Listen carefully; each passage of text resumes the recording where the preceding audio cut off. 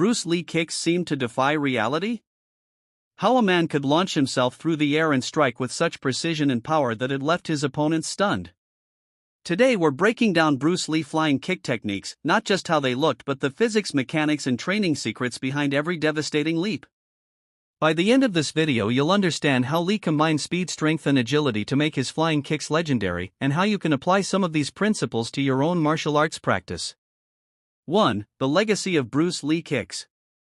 Bruce Lee wasn't just a martial artist, he was a revolution.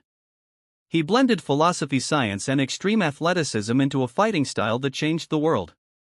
But what made his kicks so remarkable? Unlike traditional martial arts where speed or technique alone could win, Lee combined timing, leverage and explosive power. His flying kicks weren't random, they were calculated strikes designed to maximize impact while minimizing the time his opponent had to react. Bruce Lee trained relentlessly to develop explosive leg strength. From jumping drills to precision target practice, he honed his body to behave like a perfectly tuned machine. What's fascinating is that Lee also understood the science of force, applying angles, rotation and momentum to make his kicks more than just visually impressive, they were scientifically powerful. 2. Understanding the physics behind flying kicks. To truly grasp why Bruce Lee flying kicks were so effective, we need to understand the physics involved. Every kick is governed by mass, velocity and acceleration. When Lee launched into a flying kick, he wasn't just swinging his leg, he was converting his entire body weight and momentum into the strike. Think of it like this. Momentum equals mass times velocity. The harder and faster you move, the more momentum you generate. Lee mastered how to transfer energy from his hips through his torso and into his leg, creating a striking force far beyond what most people could generate with a stationary kick. Additionally, his flying kicks relied on torque and rotational power.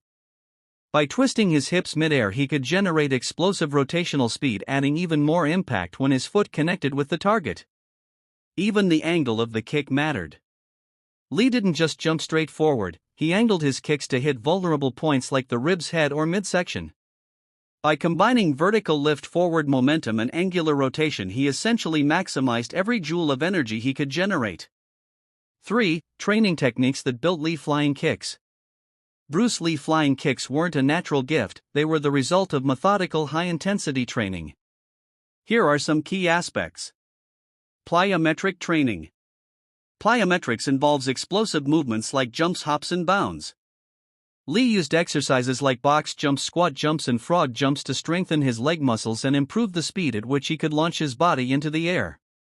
This type of training